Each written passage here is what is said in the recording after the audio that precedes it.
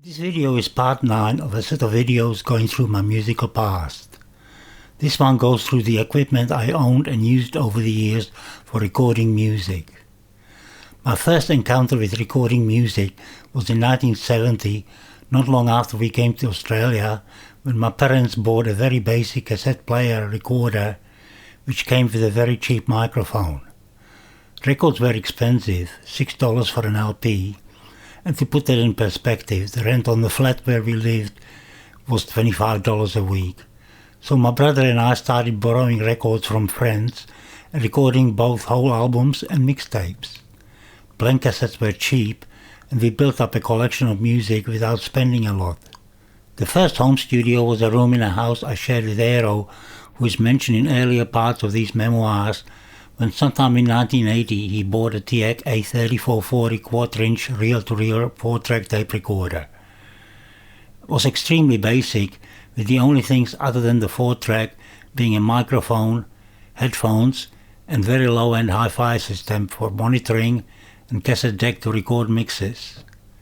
Later I bought my own 3440, as well as an Allen & Heath 8x4x2 mixing desk, Yamaha E1010 analog delay, and a couple of AKG D310 microphones.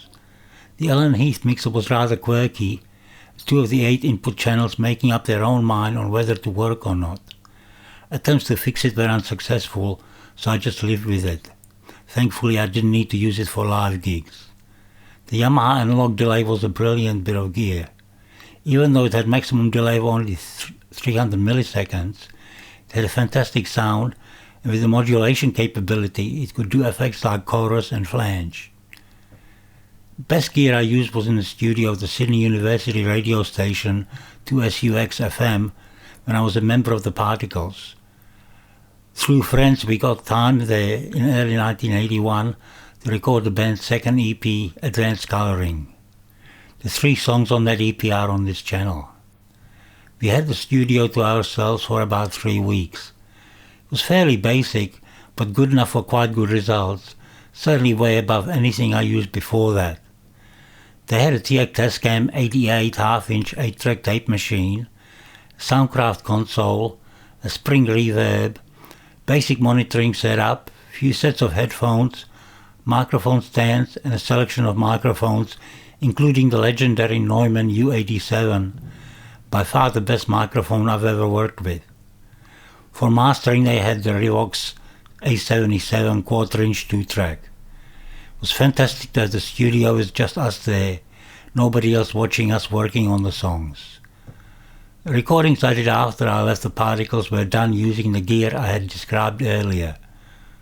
Over time I ended up selling all of it because I was busy doing other things and not recording. Since retiring a couple of years ago, I started working on songs again using GarageBand and sometimes Logic Pro, first on my old MacBook Pro and then an M1 iMac I got about a year ago. I use mostly the instruments and drums included in these programs or provided by plugins, and really only record vocals. For this I got the Focusrite Scarlett Solo Interface Studio Bundle, which includes the interface, a condenser microphone, cable for it, and a pair of headphones. I also bought a Shure SM58 microphone, a pair of Shure SRH 440 headphones, and a couple of microphone stands.